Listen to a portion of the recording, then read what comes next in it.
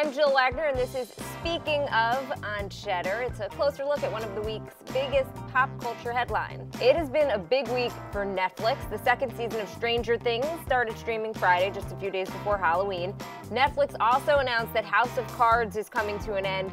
Not to worry, though, a spin-off could be in the works, possibly based around political aide Doug Stamper. And you shouldn't trust me until I prove myself.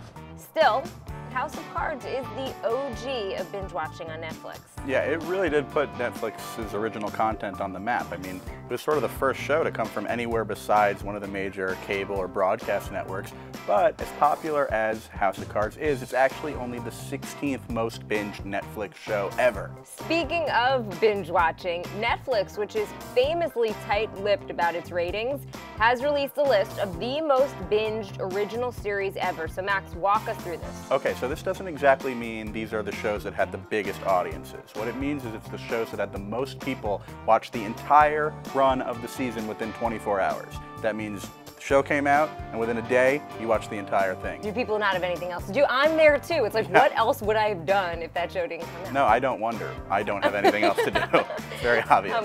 All right, so let's get to the numbers. Netflix says 8.4 million people have devoured a show the entire season within 24 hours of its release. All right, these are the 3 most binged shows on Netflix, and I can tell you now they are definitely not what you would expect. Number 3, The Ranch. What? Yes, that is Ashton Kutcher's comedy about life on a ranch in Colorado. The show premiered last year. It's already in its 2nd season. It basically lets you experience the great outdoors, but instead of riding a horse, you're sitting on your couch. Much more comfortable. Do you watch the show? No, I don't watch this show. I had to look up what this show is, but it's interesting because like all the Netflix shows, all the prestigious shows are the ones that get all the press. Your Orange is the New Black, your House of Cards, your Stranger Things, The Crown. They actually do make these lower budget kind of old school sitcoms that are clearly very popular. I mean, you've got The Ranch, you've got Disjointed, you've got One Day at a Time. They're making them. People aren't talking about them, but they are watching them. Number 2, Fuller House. Before we eat, I have something very important to say, okay? Damn, we all still look good. 90s kids can't seem to get enough of the nostalgic reboot. It's actually already in the 3rd season, if you could believe it. It brought back most of the original cast. Candace Cameron Bure, Jodie Sweetin, Bob Saget, Dave Coulier. The gang's all there. No, Jill, I'm sorry. I'm trying to produce your show here, but the gang is not all there. Mary-Kate and Ashley Olsen, nowhere to be found. Michelle Tanner is not in this show, and it gets me thinking, why'd they even make the show? A Full House without Michelle is like Cheers without the beer, SpongeBob without the square pants, the Brady Bunch without any Bradys, Breaking Bad without any meth. Why are we even watching this thing? It's not a full house. There's an empty room. It's Michelle's room. I love the passion. Thank you. And I loved how well thought out this is. I mean, you could do a thesis on that. I have done a thesis on that. And speaking of David Coulier, did you know that he dated Alanis Morissette? I had heard that. It doesn't really compute for me. They don't seem like a match made in heaven, but yes, I have heard the news. Odd couple, and there are rumors that her song You Ought to Know is about him. And he says it's not true. Well, he ought to know. And what I say to that is, cut it out. And the number 1 most binged show on Netflix, Gilmore Girls, A Year in the Life. So that's another old favorite that got a new life in the streaming world. The Gilmore Girls reboot only had 4 episodes, which might be why so many fans were able to watch the whole series in just 24 hours. All right, Max, if you could revive one show, what would it be? It's got to be the OC, right? I mean, it's got the whole nostalgia factor there. People love that show. It's got a great soundtrack.